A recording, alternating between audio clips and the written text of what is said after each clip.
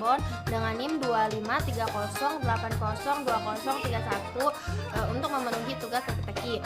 Nah, di sini saya akan menjelaskan apa itu ahkamut tajwid dan juga apa itu ahkamul mad. Yang pertama saya akan menjelaskan tentang ahkamut tajwid. Nah, ahkamut tajwid itu dibagi lagi nih nanti.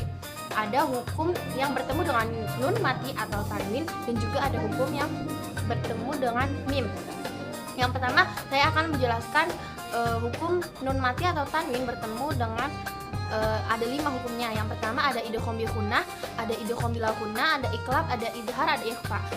Yang pertama dulu itu ada idgham bi gunnah. Idgham bi gunnah adalah ketika nun mati atau tanwin bertemu dengan huruf salah satu huruf ya nun mim wawu. Contohnya ada di mayyaro yuwaroihim. Nah itu. Terus selanjutnya ada idgham bil gunnah, yaitu apabila nun mati atau tanwin bertemu dengan lam dan rob. Nah itu ada di contoh miladunka atau famar rabbukuma. Nah itu. Terus yang ketiga ada iqlab, yaitu bacaan nun mati atau tanwin yang bertemu dengan huruf ba. Contohnya ada di mambakhila yumbitu. Nah jadi dibacanya itu masuk ke mim ya guys. Kemudian ada idhar. Lalu selanjutnya ada hukum idhar atau nun mati atau tanwin yang bertemu dengan hamzah, ha, kha, ain, ghin, ha. Nah itu ada contoh yang bertemu dengan ha. Contohnya min haitsu atau bertemu dengan kha, man khaffat. Selanjutnya ada ikhfa. Ikhfa itu adalah hakiki, itu adalah setiap nun atau tanwin bertemu dengan huruf 15. Ada ta, ja, da, za, sa, sha, so, bo, fa, ka. Ada contoh di ayat sajaja, itu ada tanwin bertemu dengan sa. Lalu ada lagi contoh di yauma idzin zurqa, itu ada tanwin bertemu dengan za. Kemudian selanjutnya ada hukum mim mati bertemu dengan huruf lain. Ada dibagi 3.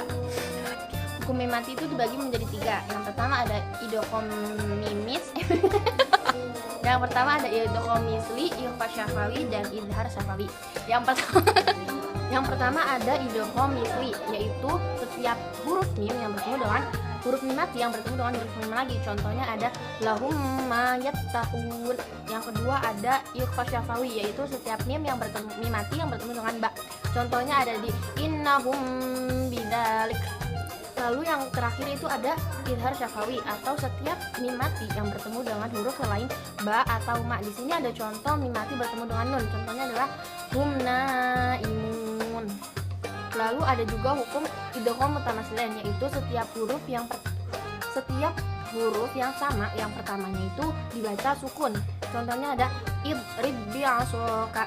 Terus ada juga idgham mutajanisan, yaitu setiap ta bertemu dengan ta. Contohnya qalat qaifatun. Ada juga ta bertemu dengan ta, dal bertemu dengan ta, dan juga contoh lain. Lalu ada idgham mutaqariban, yaitu setiap ta bertemu dengan zal atau ba bertemu dengan mim atau qaf bertemu dengan ka. Jadi dia sifatnya sama. Contohnya ada yalhaq dzalik, yubay ya bunayyar kab ma'ana. Salah itu. Lalu ada hukum bacaan qalqalah, dibagi jadi 2. Ada qalqalah sughra, qalqalah kubra. Qalqalah sughra itu qalqalah yang matinya itu asli. Contohnya ada yaqra'u, yadhharu. Kalau qalqalah kubra itu qalqalah yang matinya mendatang disebabkan dibaca waqaf. Contohnya ada ahad, jadi lebih tebal kalau qalqalah kubro. Terus ada hukum ada al-syamsiyah, juga ada al-qamariyah. Lalu yang kedua kita akan membahas ahkamul mad. Yang pertama ada hukum mad dibagi menjadi 2. Ada mad tabi'i dan mad far'i. Yang pertama mad tabi'i, yaitu fathah yang diikuti dengan alif, ya yang diikuti kasrah yang diikuti dengan ya, dhamma yang diikuti dengan wawu. Itu panjangnya bisa sampai 1 alif atau 2 harokat. Contohnya ada da, di, du, nu, hi, ha. Itu contohnya. Selanjutnya ada mad far'i. Mad far'i itu dibagi menjadi 13. Ada mad wajib mutasil, mad jaiz munfasil, mad arid sukun, mad iwad, mad silah, mad badal, mad tamkin, mad lin, mad lazim mutaqal kilmi, mad lazim mukhafaf kilmi, mad farq, mad lazim musyabah harfi, dan juga yang terakhir mad lazim mukhafaf harfi.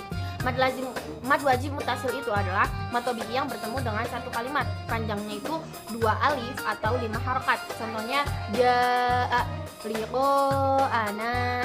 Terus mad jaiz munfasil yaitu mad tabi'i yang bertemu dengan huruf hamzah tapi di lain kalimat. Contohnya itu ada inna ardoina, nah itu panjangnya bisa sampai 2,5 alif. Terus yang ketiga ada mad arid li sukun. Setiap mad tabi'i yaitu mad tabi'i yang bertemu dengan huruf sukun, panjangnya bisa sampai 3 alif. Contohnya abuka.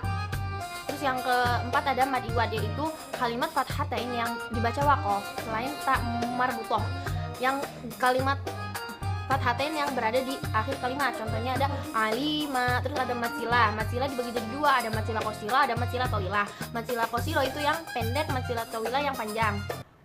Terus selanjutnya ada mad badal, yaitu setiap a, i, u yang dibaca panjang. Nah, itu panjangnya bisa sampai 2 harokat. Contohnya amanu itu.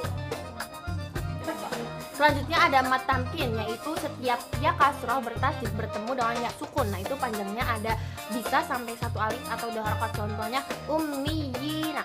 Terus yang selanjutnya ada madlin, yaitu setiap fathah diikuti wawu atau ya sukun bertemu dengan huruf hidup yang dibaca waqaf, panjangnya 3 alif atau 6 harokat. Contohnya qauf itu ada di akhir kalimat biasanya. Terus lanjut ada mad lazim mustaqol.